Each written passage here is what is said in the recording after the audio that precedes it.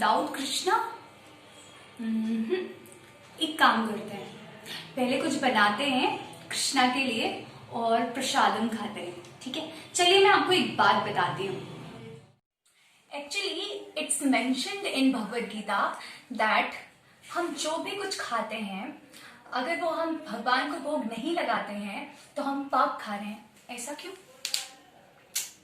इसलिए क्योंकि भगवद गीता में लिखा है कि जब हम हवन लगाते हैं तो वो हवन देवी देवताओं तक जाता है और देवी देवता उस हवन को लेके पावरफुल होते हैं और वो बारिश करते हैं और फिर उस बारिश से हम अन्न उगाते हैं, उस अन्न को हम खाते हैं। तो अगर उस अन्न को जो उन्हें दिया है उन्हें बिना ऑफर किए खा लेंगे हम, तो हुआ ना ये सिंफुल एक्टिविटी।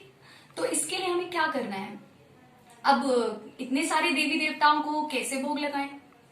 तो एक चीज है कि आप इतने सारे देवी देवताओं को भोग ना लगा के मात्र कृष्णा को भोग लगा दें तो सारे देवी देवता अपने आप सेटिस्फाइड हो जाएंगे। अब आप बोलेंगे कि हम कैसे मान लें कि सारे देवी देवता अपने आप सेटिस्फाइड हो जाएंगे? तो एक स्टोरी में एक स्टोरी दी हुई है। तो क्या है स्टोरी? बताती। स्टोरी ये है कि एक बार दुर्वासा ऋषि जाते हैं दुर्योधन के यहाँ और दुर्योधन उनका बहुत ही अच्छे से स्वागत करता है, बढ़िया बढ़िया खाना खिलाता है, सब कुछ। और इधर पांडव लोग अपना वनवास काट रहे होते हैं। तो दुर्वासा ऋषि बहुत ज्यादा खुश हो जाते हैं दुर्योधन से और दुर्योधन से बोलते हैं कि तुम्हें अगर कुछ चाहिए तो बोल दो। तो दुर्योधन बोलता है कि बस एक ही कृपा करिए कि जैसे आपने मुझे ये मौका दिया कि मैं मेरे यहाँ आप भोजन कर सकें, मैं आपका स्वागत कर सकूं, इन द सेम वे आप पांडवों को भी ये अवसर प्रदान करें।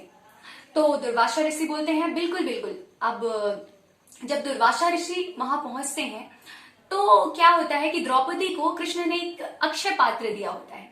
अक्षय पात्र की ये खासियत रहती है कि उससे जितना चाहे उतना भोजन निकाल सकते हैं और उतने सारे लोगों को खिला सकते हैं। बट उसकी एक खामी है कि अगर द्रौपदी खा लेगी उस अक्षय पात्र से तो उसके बाद भोजन निकलना बंद हो जाएगा। तो उस दिन यही होता है, सारे लोग भोजन कर लिए होते हैं और द्रौपदी ने खा लिया होता है। तो अब अक्षय पात्र तो काम नहीं करने वाला।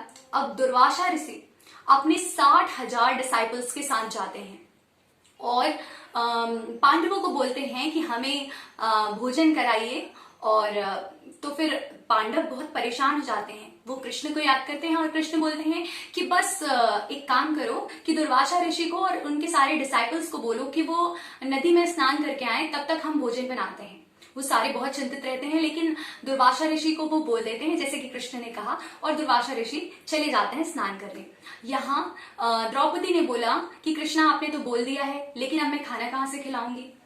तो कृष्णा ने बोला उस अक्षय पात्र में अभी भी अन्न बचा हुआ है। द्रौपदी ने कहा नहीं नहीं नहीं बचा।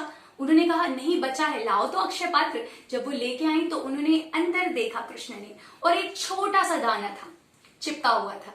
तो बस कृष्णा ने इसको निकाला और अपने खाया, थोड़ा सा छोटा सा दाना।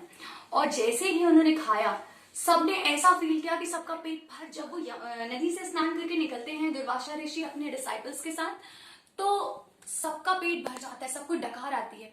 और दुर्वासा ऋषि ये सोचते हैं कि अब अगर हम वहां गए और भोजन ना किया तो ये तो उनका अपमान हो जाएगा।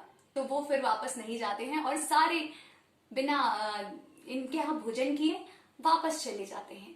तो इसका मतलब ये हुआ कि अगर हम कृष्णा को सेटिस्फाइड कर देते हैं तो पूरा संसार सेटिस्फाई हो जाता है।